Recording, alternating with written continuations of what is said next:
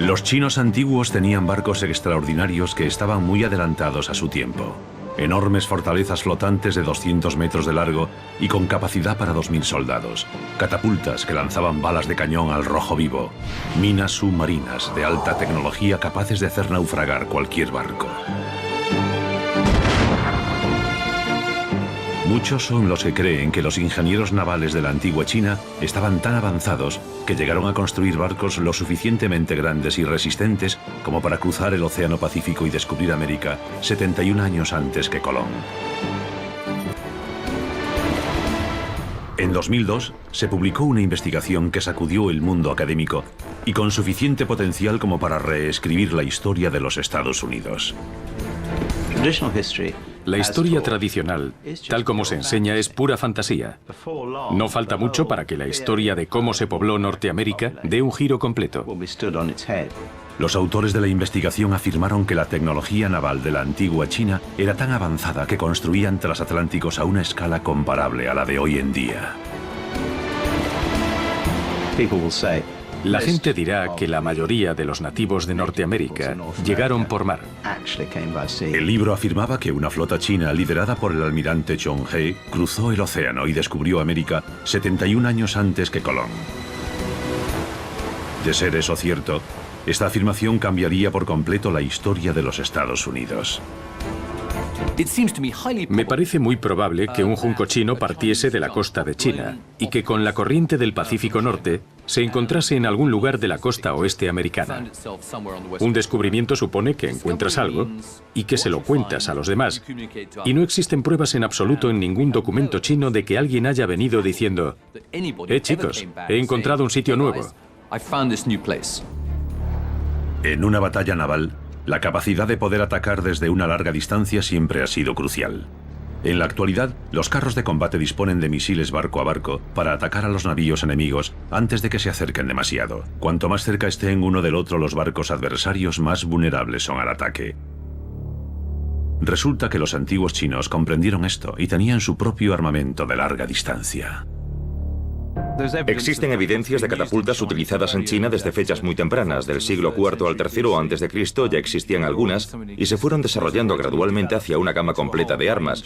Lo que las convertía en obsoletas era la utilización de pólvora que se introdujo en los siglos XI y XII.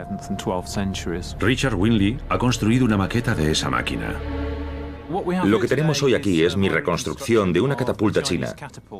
Concretamente, la que tenemos aquí es la llamada Yuanfang o catapulta de torbellino. Había una gran variedad de tamaños en las catapultas. La que tenemos hoy aquí es la más pequeña de la gama, tiene unos 3,5 metros de alto. Pero llegaban a ser artefactos absolutamente enormes y en algunos documentos se explica que las empujaban entre 80 y 100 hombres. Por lo tanto, podían disparar proyectiles enormes. La catapulta era un sistema de lanzamiento de proyectiles muy versátil. Estaban preparadas para lanzar y devolver cabezas humanas al enemigo. Y lanzaban artefactos explosivos, artefactos incendiarios. La eficacia de esta catapulta reside en su diseño ligero. Había tracción, lo que suponía que los hombres tiraban de ella y en el extremo trasero se situaba el proyectil. Los chinos aplicaban una tecnología ingeniosa a los recursos naturales. Los brazos de estos artefactos estaban hechos de bambú y se utilizaban varias cañas de bambú, lo que les proporcionaba cierta flexibilidad. La catapulta era muy eficaz en relación potencia-peso. Era lo suficientemente ligera como para desplegarla a bordo del barco. Con ella se podían disparar cargas a los barcos enemigos, destruyendo madera, cabos y velas. Intentaremos disparar a un objetivo que está amarrado en el lago. Está pensado para que represente una parte de una bodega de madera. Vamos a cargar la catapulta con balas de hierro, analizaremos la distancia y esperemos conseguir cierta precisión. Los chinos dejaron de utilizar las catapultas en la era moderna. Richard y su equipo van a disparar por primera vez con esta maqueta. Muy bien, ¿podéis desatarla? Van a efectuar los mismos movimientos que realizaban los marinos chinos hace 1500 años.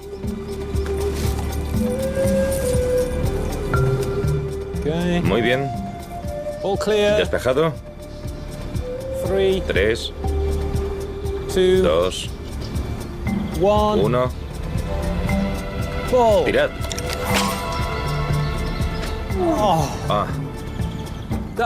Ha sido fantástico. Hemos fallado. Creo que solo hemos tocado el extremo delantero del objetivo. Pero si los chicos pueden tirar un poco más fuerte, deberíamos acertar. Vamos a intentarlo otra vez y a ver cómo nos va. Muy bien. Todo despejado. 3, 2, 1. Tirad.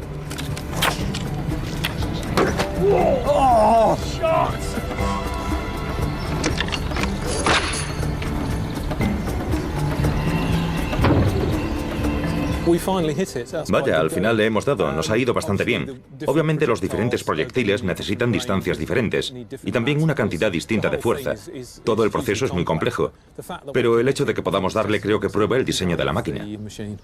Los chinos no solo lanzaban balas de cañón, existen algunas referencias poco conocidas sobre algo incluso más pernicioso. Los textos antiguos hablan de la capacidad de lanzar bolas de fuego fundidas. Cuando los occidentales en el siglo XVIII recalentaban las balas para provocar daños en las cubiertas de madera, los chinos hacían lo mismo, recalentaban proyectiles de metal. En una antigua forja, el historiador y herrero Héctor Coll investiga los datos. Creo que sí que existe la posibilidad de que disparasen proyectiles candentes. Se necesita una tecnología bastante avanzada para fundir el metal e introducirlo rápidamente en la fragua antes de que se solidifique. Si no, no tendremos metal fundido volando por los aires. Tendremos metal solidificado volando por los aires. Héctor ha hecho carrera reconstruyendo armas antiguas, utilizando únicamente antiguas técnicas de forja.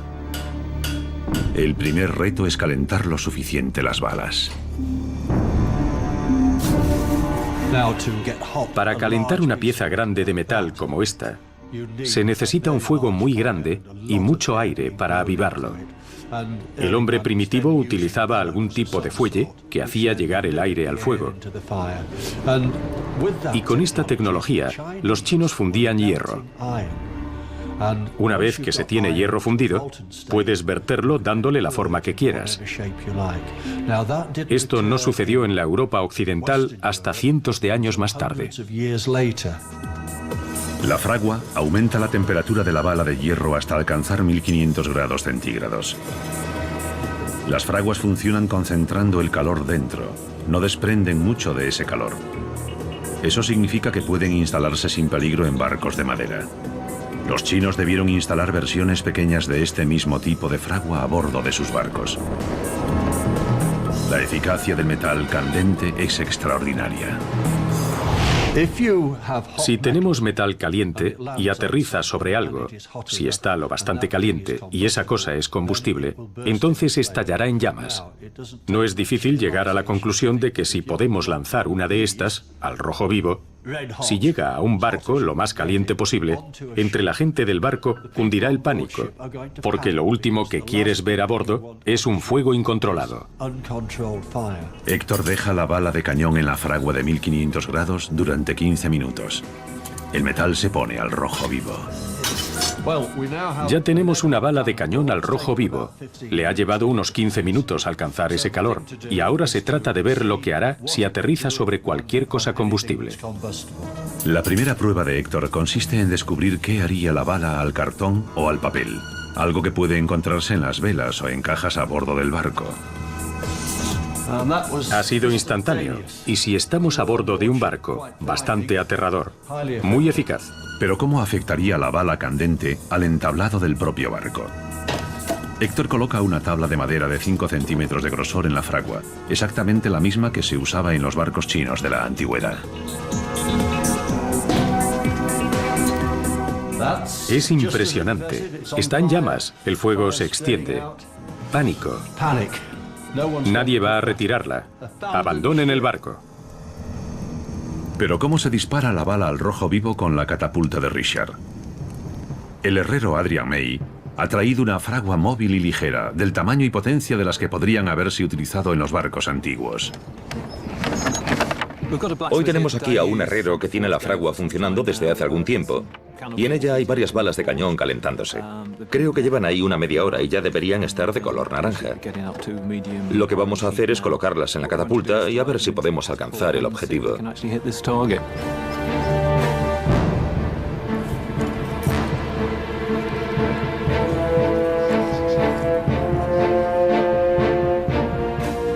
¿Todo despejado? 3, 2, 1. Tirad. La bala sigue caliente mientras vuela por los aires. La única parte del proceso que los antiguos marinos debían perfeccionar era su puntería. Pero algunos barcos eran demasiado grandes para poder destruirlos. Los chinos construyeron algunos de los barcos más grandes y de aspecto más extraño de todo el mundo antiguo. China es una nación gigantesca. Tiene una extensión de 9.600.000 kilómetros cuadrados. Y la mayoría del país está cubierto de ríos. Desde muy antiguo, las batallas navales en China se desarrollaban en una dirección distinta a la que se seguía en Occidente. Había muy pocos adversarios extranjeros a los que hubiese que alcanzar con lo que podría llamarse una marina de alta mar. Los principales lugares en los que operaba la Marina de Guerra china eran en los grandes ríos. Para vigilar y controlar estas vías fluviales de unos 220.000 kilómetros, los chinos antiguos desarrollaron toda una flota de barcos tecnológicamente avanzados. Ya en tiempos de la dinastía Han, había numerosos barcos de guerra flotando por los ríos chinos. Y en el 285 después de Cristo se creó el ejemplo definitivo para la campaña contra el reino de Wu. Desarrollaron uno de los buques de guerra más grandes del mundo antiguo. El barco estaba diseñado como un castillo móvil. En lugar de llevar un ejército a territorio hostil y tener que construir una fortaleza bajo el fuego o no disponer de madera para hacerlo, lo único que hacían era llevar el barco río abajo. De ese modo conseguían una buena posición en el territorio enemigo desde la cual lanzar sus ataques. Se decía que medía 180 metros de cada lado. Este enorme barco de guerra se construyó en la parte superior del río Yangtze y lo llevaron río abajo hasta el reino de Wu para actuar como una especie de fortaleza flotante. El diseño de los barcos chinos adaptó las tecnologías y los recursos con los que ya contaban para crear unas auténticas estrellas de la muerte flotantes. Se trataba de que los soldados se encontrasen navegando y comprendiesen que no iban a ser capaces de llegar a ninguna parte con su campaña si no era por agua. No existen documentos que acrediten si estos barcos constituyeron un éxito militar, pero la sorpresa y conmoción de ver cómo uno se acercaba a tu territorio debió ser de gran ayuda a la hora de ganar la batalla psicológica. El desarrollo de estas fortalezas flotantes se convirtió en algo intrínseco a las técnicas de guerra fluviales de los chinos. A lo largo de la historia de las batallas navales chinas encontramos referencias a lo que denominaban Lou Chuan o barcos torre. Se podría decir que eran como castillos pequeños que se construirían en tierra para atacar o defender, pero construyeron uno y lo echaron al agua. Por lo tanto, tenemos esos barcos torre que eran literalmente fortalezas flotantes. En el 584 después de Cristo, el emperador encargó al genio militar Yang Su que construyese un barco torre de 5 pisos de altura y lo equipase con lo que creemos que era un arma totalmente nueva para la época: el brazo de lanzamiento. En las batallas fluviales chinas, los barcos torre adversarios se atacaban unos a otros a distancias muy cortas. Los Lou Chuan estaban literalmente diseñados para situarse costado con costado. No había artillería de larga distancia, no podías separarte y disparar al vecino de al lado. El propósito era algo así como una guerra de galeras. Te situabas costado con costado y luego hacía el máximo daño posible al adversario en el mínimo tiempo posible. Primero atacabas con tus armas de proximidad, como eran esos brazos enormes con pesos grandes en sus extremos, con los que destrozabas la cubierta, y luego, con los rezones, tirabas del casco y lanzabas a tus soldados, y a partir de ahí, la testosterona hacía que los hombres se destrozasen entre ellos. Para defender a sus marinos de los ataques, los constructores navales de la antigua China crearon un nuevo diseño. Sobre el 418 después de Cristo comenzamos a oír hablar de los buques de guerra con rueda de paletas. En primer lugar, las personas que manejaban las paletas estaban dentro del casco y protegidas de los proyectiles. Otra de las ventajas era su maniobrabilidad comparados con los barcos impulsados por velas o remos, ya que para maniobrar bastaba con parar las paletas de uno de los lados. Este invento completamente nuevo aterrorizaba a sus adversarios porque parecía moverse sin ninguna propulsión visible, como si, como se decía en aquella época, impulsasen los espíritus. Viendo el éxito de los barcos de paletas en acción, los chinos continuaron desarrollando y mejorando el diseño. Los primeros barcos con rueda de paletas se impulsaban con una sola rueda a cada lado, pero a medida que pasa el tiempo se hacen cada vez más grandes y el número de ruedas se incrementa, llegando a ser 23 o incluso 32. 1400 años después de su invención, los chinos siguen utilizando estos barcos con rueda de paletas en las guerras del opio contra los británicos a mediados del siglo XIX. Como en todas las innovaciones navales de China, la inspiración procedía de tierra firme. Que los chinos inventasen las ruedas de paletas resulta fascinante porque significa que alguien practicó un pensamiento lateral muy brillante. Pudieron fijarse, por ejemplo, en el método estándar chino para regar un campo en el cual un río fluye a través de una rueda de paletas y hace llegar el agua a los campos. Alguien debió concluir, ¿y si hacemos esto al revés y hacemos girar la rueda de paletas? Podríamos desplazarnos por el río. Las colocaron en los costados de un barco y descubrieron cómo impulsarlo haciendo que los hombres las moviesen. La innovación llevó los cambios tecnológicos al límite. Este es un buque de guerra de la dinastía Sung. Estaba diseñado para hundir con minas o torpedos un barco enemigo. Aquí delante podemos ver unas puntas, y el barco se desplazaba a la velocidad a la que 4 remeros podían impulsarlo y situarlo al lado de otro barco de madera. Las puntas se clavaban, inmovilizando la parte frontal del navío, y luego encendían todas las mechas. Se retiraban inmediatamente soltando esta especie de pernos que unían el barco por la mitad y se marchaban, esperando alejarse lo suficientemente rápido antes de que explotase todo. No hay comparación posible entre este barco y uno moderno. Nunca he visto nada parecido. La enorme variedad de opciones en los barcos de ataque convertían a las flotas en una fuerza que debía tenerse muy en cuenta. Para contrarrestar esta amenaza, los antiguos ingenieros se vieron obligados a desarrollar una serie de contramedidas. John Bevan es un experto en historia de tecnología submarina. Las minas en el mundo occidental aparecieron por primera vez sobre mediados del siglo XIX, particularmente durante la Guerra de Crimea, alrededor del Mar Negro e incluso el Báltico, donde los aliados británicos y franceses se enfrentaron a los rusos. Y los rusos ya tenían minas en aquella época y consiguieron dañar nuestros barcos con éxito. Las que tenían eran de 2 tipos, minas de contacto y minas que podían detonar con seguridad utilizando cables eléctricos, lo que suponía una tecnología de vanguardia para la época. Una vez más, el resto del mundo tardaría 1000 años en ponerse al nivel de lo que los chinos habían estado haciendo. La tecnología de minas en la antigua China estaba generaciones adelantada a su tiempo. El equipo de grandes descubrimientos ha viajado hasta un tanque de pruebas de Gran Bretaña para investigar la tecnología de minas de la antigua China. Lo que tengo aquí delante es una pequeña reconstrucción de un artefacto de la antigua China. Esto es un manual de detonación del siglo XIV, es un manual de todos los tipos de armamento militar de la época. Es obvio que en China, durante los periodos de guerra, que eran bastante frecuentes, los ríos eran la principal red de comunicaciones. Y quien pudiese controlar los ríos contaba con una ventaja estratégica. Este artefacto se utilizaba con ese propósito, para protegerse y defenderse. Se trata fundamentalmente de un artefacto compuesto por bombas de pólvora. Aquí solo tenemos una, pero algunos de los gráficos del manual de detonación muestran una completa colección de bombas todas conectadas entre ellas, y las mechas se pasaban a través de este material de aspecto bastante desagradable, que es en realidad tripa de cerdo, que al ser impermeable protegía las mechas para que no se mojasen y pudiesen arder. La tabla a la que se ataban quedaba suspendida en el agua mediante flotadores, que es esto de aquí. Los originales eran vejigas, bien de bueyes o de otros animales grandes. Esto les proporcionaba flotación y todo el mecanismo se anclaba al fondo del río con piedras.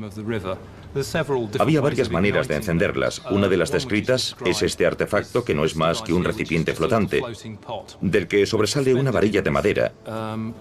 Es una barra de incienso que está atada a la mecha. La barra de incienso se irá consumiendo lentamente, y cuando llega al final hay un trocito de algodón pólvora que enciende la mecha. El tiempo transcurrido desde la ignición a la explosión podía variar según la longitud de la mecha, desde un par de segundos a varios minutos. La mecha va ardiendo a través de la tripa impermeable hasta alcanzar la bomba, que evidentemente explotará bajo el agua. Lo que esperamos hacer ahora es colocar este mecanismo en el tanque. Hemos colocado una pequeña carga, ya que es obvio que no podemos utilizar una gran cantidad por motivos de seguridad, y esperamos poder encender la mecha y comprobar si explota.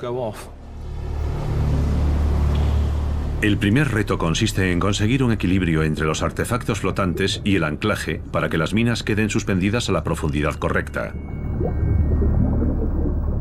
Pero la parte más importante de la prueba es comprobar si los submarinistas pueden colocar y cebar la mina bajo el agua sin que se mojen las partes clave. En las épocas anteriores a la electricidad, las mechas a base de pólvora debían mantenerse completamente secas.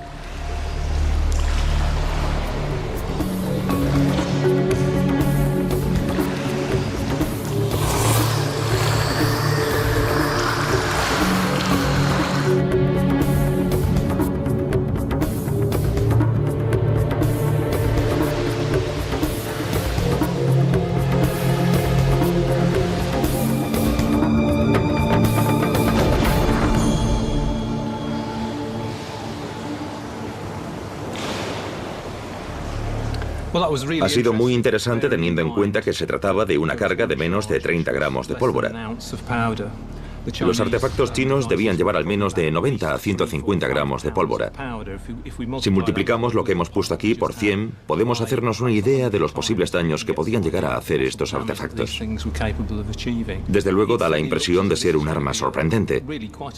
Si alguien intenta navegar por un río y una o dos de estas cosas explotan, no se sabrá cuántas más puede haber, lo extendidas que están, a dónde pueden llegar. Como fuerza disuasoria es un artefacto extraordinario. Estoy absolutamente impresionado, ya que tuvieron que pasar 1000 años para llegar al nivel de los chinos. Las minas de la antigua China suponían una avanzada tecnología muy adelantada a su tiempo. Como en toda innovación militar, no se trataba de inventos por diversión, sino de un desarrollo necesario para llegar a una amenaza definitiva. Y esta amenaza llegó de la mano de los constructores navales chinos. Los astilleros chinos iban siglos por delante del resto del mundo. Construyeron barcos cuyo diseño y tecnología siguen utilizándose hoy en día. Este es el diseño de barcos más duradero del mundo, y los chinos construyeron millones de ellos. Este barco se llama Junco. El modelo de barco más duradero de la historia es el Junco chino.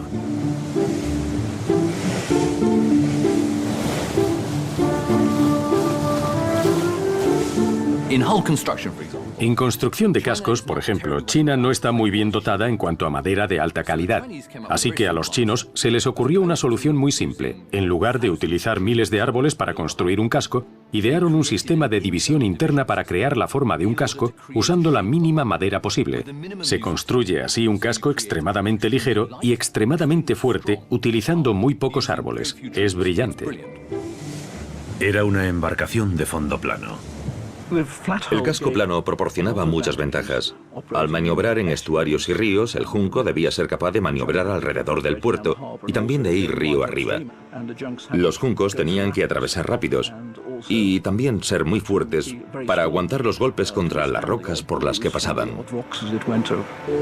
El casco plano también mejoró el funcionamiento del timón. Debido a la forma de los barcos chinos, con los extremos delanteros y traseros planos, podían utilizar un remo de dirección situado en mitad de la parte trasera. El agua fluía limpiamente en la pala del timón y podías mantener el rumbo. Si tenemos el fondo de un casco así y bajamos un remo, este se sitúa por debajo del fondo del casco, en aguas limpias. Eso fue lo que hicieron los chinos. Bajaron gradualmente el remo hasta situarlo por debajo del fondo del casco y así poder gobernar extraordinariamente bien. El propio timón era una pieza de tecnología muy avanzada. La ventaja de un timón sobre un remo de popa era que requería menos manejo físico. Creemos que los utilizaban 1000 años antes de que los europeos empezasen a hacerlo. Y los timones chinos también podían levantarse y bajarse. Si el barco tocaba fondo, podían levantar el timón donde fuese. Mientras que si un barco europeo tocaba fondo, el timón quedaba destrozado y el barco en una situación desesperada. Los barcos occidentales tenían un timón fijo que no podía alzarse en aguas poco profundas. También utilizaban un diseño en esqueleto, construyendo una especie de caja torácica y clavando tablas a su alrededor. Pero los chinos fueron los primeros en desarrollar y explotar el sistema de mamparo. Los mamparos dividen en secciones al interior del casco. De esa manera, si se produce una vía en una parte del barco, únicamente se inunda esa parte. Creemos que los chinos introdujeron los mamparos en el siglo I. En realidad permitía dos cosas al junco. Hacía más rígida toda su estructura y paliaba así los movimientos de torsión. Y, por otra parte, si penetraba agua a causa de una roca o de un bombardeo, el agua se mantendría en ese compartimento.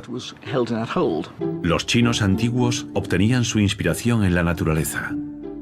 Los chinos construían balsas con bambú, y la naturaleza construía ella misma los mamparos en el bambú, y se pensó que sería una idea excelente incorporarlos a los juncos. El motor de un barco velero es la vela.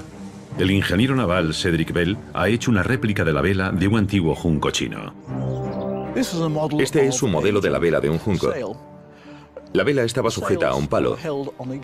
La atravesaban unas varillas fijadas a la vela, y luego cada varilla iba atada al mástil mediante una juntura suelta con unos rodillos que la hacía correr libremente. No había ningún estay en el mástil, y como consecuencia, la vela podía girar completamente. Las varillas estaban sujetas por unos cabos llamados escotas. Con cada una de ellas se podía controlar desde cubierta la dirección de la vela para hacer esto o esto. Las escotas podían controlar las velas teniendo en cuenta el viento. Los extremos de la vela estaban diseñados también para darle propulsión, como las corrientes de aire a un avión o las alas a los pájaros.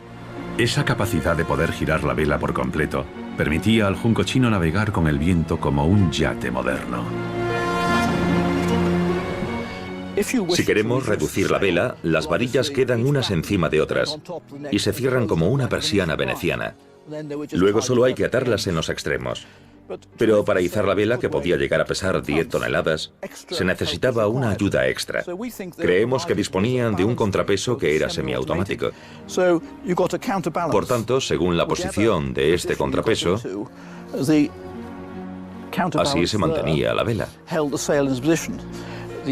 El único problema es que si tenemos un mástil de 27 metros y un casco de 9 metros, hay que tener un conjunto de contrapesos para que la proporción se mantenga, para que la bola baje 1 metro y la vela suba 3. El contrapeso debe llevar unas guías para que no ande dando vueltas, y cuando el barco está navegando, el peso debe estar quieto lo más bajo posible. Para izar la vela se requería un mínimo esfuerzo en el cabestrante. Por supuesto, cuando la vela estaba mojada, se necesitaba un poco más de esfuerzo, pero en cambio, cuando la vela estaba recogida del todo, se necesitaba menos trabajo. El junco, el rey de la tecnología de la construcción naval antigua, fue el diseño de barcos más exitoso de la historia. El diseño podía aplicarse a juncos de cualquier tamaño, desde pequeñas embarcaciones de río hasta enormes transatlánticos. En 1421 se construyó una flota de estos enormes juncos transatlánticos llamada la Flota del Tesoro. Algunos de los barcos de la flota eran del tamaño de un campo de fútbol.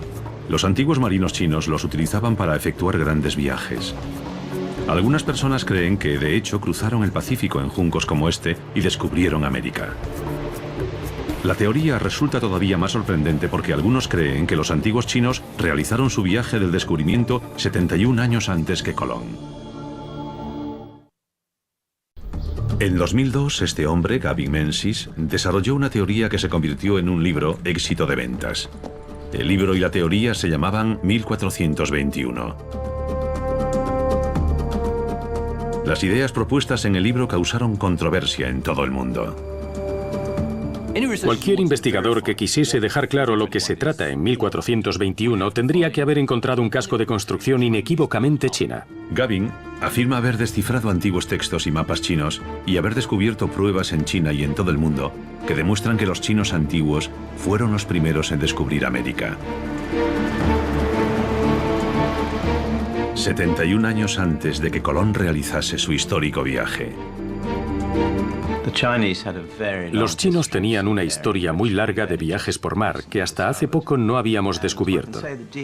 Y puedo decir que el ADN de los pueblos indígenas de Norteamérica no se refleja en absoluto en la teoría del estrecho de Bering sobre cómo se pobló América. Gavin cree que el 8 de marzo de 1421, una armada enorme conocida como la Flota del Tesoro partió de China bajo las órdenes del almirante Chong He. Su misión era la de explorar el mundo entero y volver con tesoros tanto en forma de oro y joyas como de conocimientos para el emperador.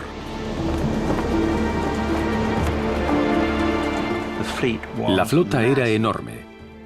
Partieron literalmente miles de barcos. Algunos de ellos se perdieron, se hundieron. Llegaron a América o a cualquier otra parte y jamás regresaron. Si la flota o parte de ella llegó a América, eso tendría grandes implicaciones para la historia de la nación. La historia tradicional, tal como se enseña, es pura fantasía. No falta mucho para que la historia de cómo se pobló Norteamérica dé un giro completo. El camino comienza en China. El pasado marítimo de China es uno de los capítulos más gloriosos porque es único.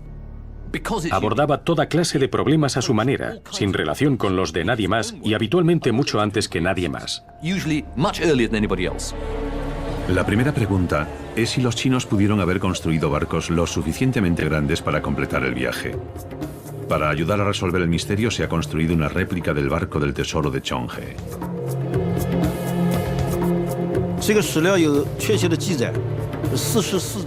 Los expertos tienen diferentes puntos de vista.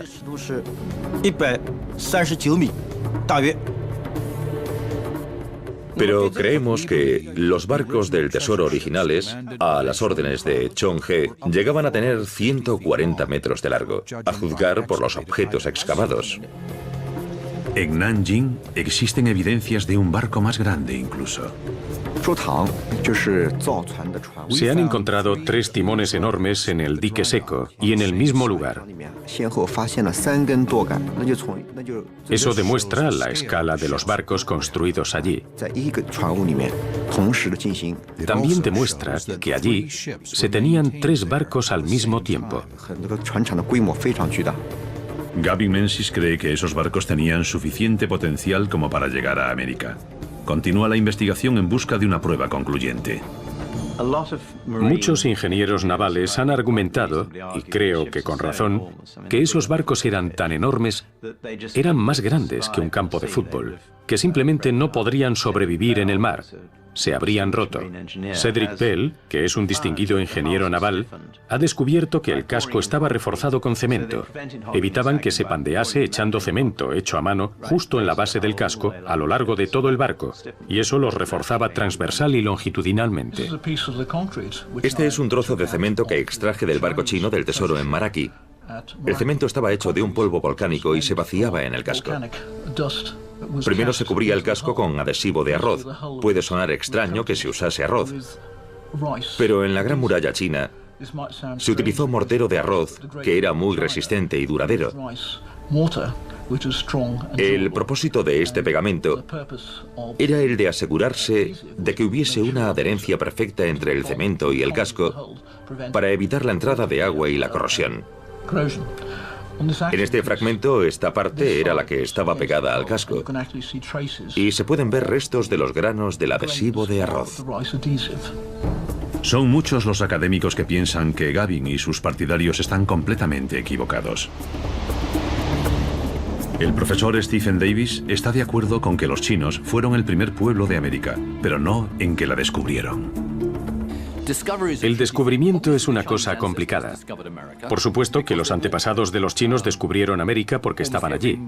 Casi todos los nativos americanos procedían de los mismos pueblos que poblaban la parte oriental del continente euroasiático, así que en cierto modo sí descubrieron América. Luego llegamos al auténtico concepto de descubrimiento. Un descubrimiento supone que encuentras algo y se lo cuentas a los demás. Y no existen pruebas en absoluto en ningún documento chino de que alguien haya venido diciendo: chicos, hemos encontrado un sitio nuevo. Se necesita una prueba concluyente para resolver este debate. Si se encuentra un junco en un lugar en el que se supone que estuvo Chonghe y se data con exactitud mediante la prueba del carbono 14 en un laboratorio certificado cuya independencia, etcétera, sea irreprochable, ¡wow! A unos 10.000 kilómetros de distancia en la costa de Oregón, el equipo de 1421 cree que ha encontrado esa prueba. Un equipo dirigido por Dave Conner perforará en las dunas próximas a Newport, Oregón. Creen que han descubierto el barco aquí y que están a punto de silenciar las críticas mundiales. Si encuentran lo que están buscando, darán un giro completo a la historia de América.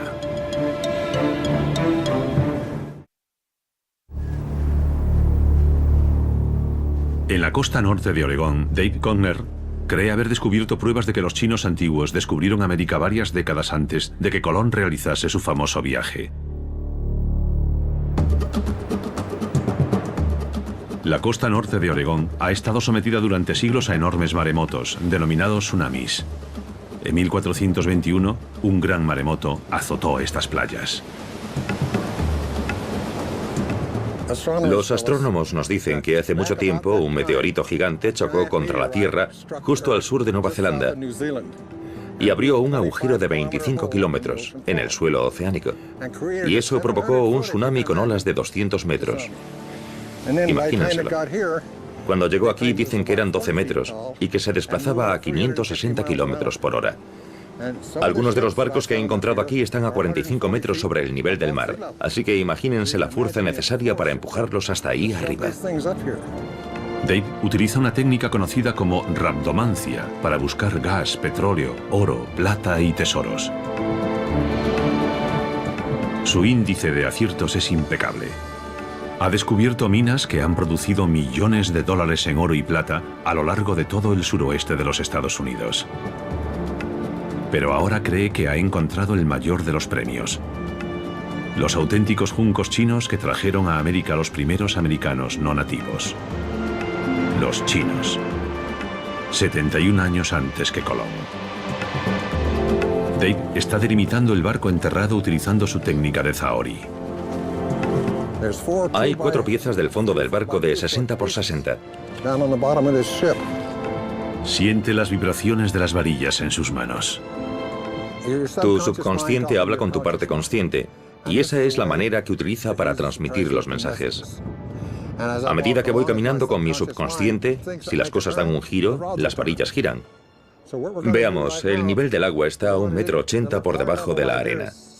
Excavaremos hasta el nivel del agua e introduciremos una bomba que utilizaremos para que nos ayude a descender hasta que encontremos madera. Llama a su equipo de construcción y perforación. ¿Crees que necesitaremos ayuda? Puede ser.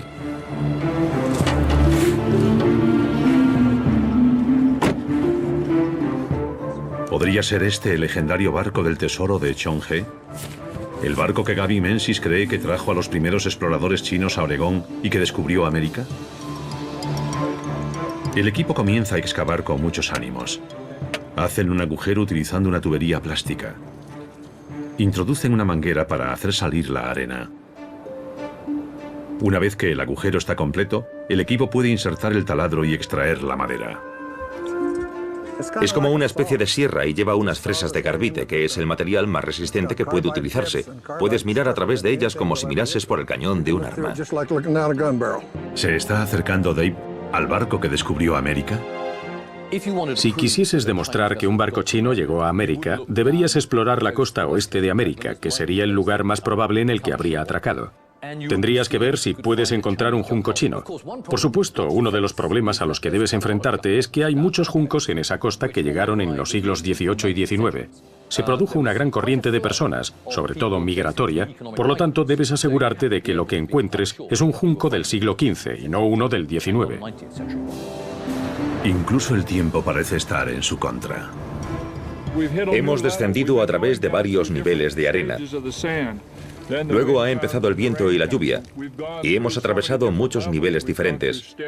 Nos hemos encontrado con palos, con hojas, con desechos, que aparecen cuando echamos agua. Ahora hemos encontrado arena azul, no tengo ni idea de qué es, pero es totalmente diferente a lo que tenemos alrededor. Esperamos que sea una buena señal. El equipo persevera. Nos estamos acercando. Al segundo día, el frente tormentoso se ha alejado y Dave puede reanudar su trabajo. Su plan es perforar 12 metros bajo la arena hasta llegar a la madera de la quilla del barco. Extraerá un testigo de perforación. Si tiene éxito, la muestra se enviará al laboratorio para su datación. Estamos llegando a punto de llamar a la misma puerta. Debemos estar a unos 15 centímetros. Dave cree que si se comprueba que esa prueba procede de 1421, eso demostrará que los chinos descubrieron América. Sucedió 71 años antes de Colón.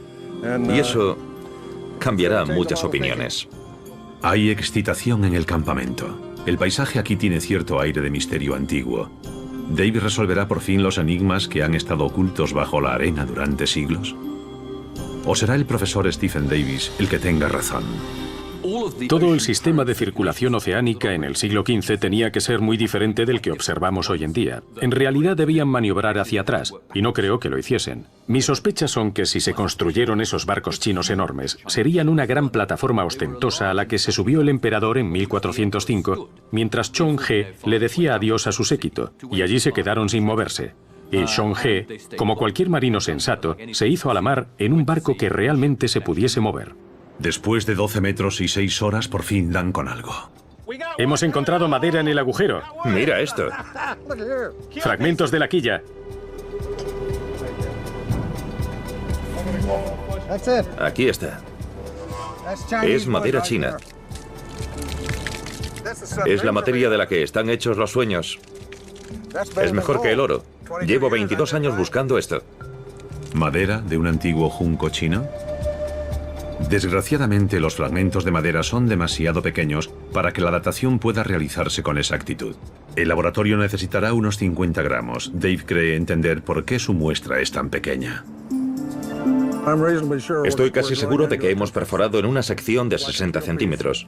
Es como una parte de la quilla. Hay que descender 60 centímetros en un trozo sólido de madera. Creo que hemos perforado en la parte superior. Lo que ha sucedido es que la fresa la ha perforado y no podíamos sacarla. Así que la he desviado demasiado y ha sacado arena y no madera. El equipo hace otro agujero.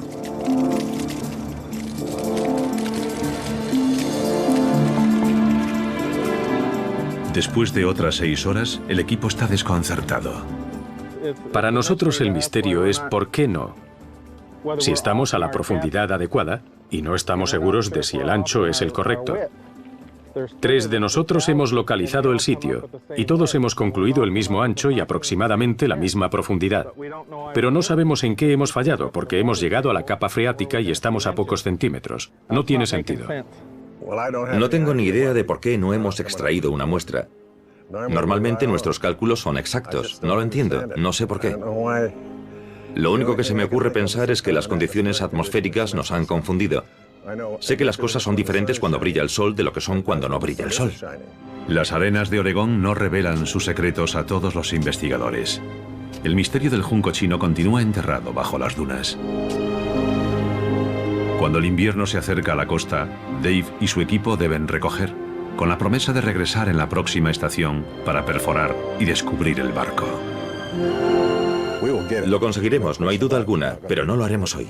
Cuando el equipo se va de este lugar desierto, lo único que queda envolviendo los secretos de los antiguos barcos del tesoro chinos son la arena, la niebla y el misterio. Dentro de 20 años tendremos una idea completamente diferente sobre quién descubrió el mundo, cómo se descubrió, cómo se poblaron las Américas y de cómo el Renacimiento y nuestra forma de vida moderna está basada en gran medida en el conocimiento intelectual chino. No hay que dejar de mirar, porque la cuestión principal sobre la investigación histórica es que se trata de un sistema de falsificación. Tenemos una hipótesis y entonces intentamos demostrar enérgicamente que es errónea. Lo único que hay que hacer es buscar una simple prueba que demuestre que es errónea y la hipótesis desaparece. Estén del lado que estén los académicos en cuanto a la discusión sobre el 1421, todos coinciden en una cosa. Sabemos que resolvieron todos los problemas sobre cómo mantenerse a flote de una manera única, normalmente mucho antes que todos los demás. Cómo construir el casco, cómo gobernarlo y cómo impulsarlo. Todas las respuestas chinas son fascinantes y únicas, y sabemos muy poco sobre ese tema. Los grandes barcos de la marina china de la antigüedad fueron logros tecnológicos fuera de su tiempo. Desde los sistemas de lanzamiento de proyectiles al rojo vivo hasta el diseño de los cascos, los chinos construyeron los barcos más avanzados de la antigüedad. Si es cierto o no que los utilizaron para descubrir América, sigue siendo un misterio que muchos consideran ridículo, pero que otros siguen intentando demostrar.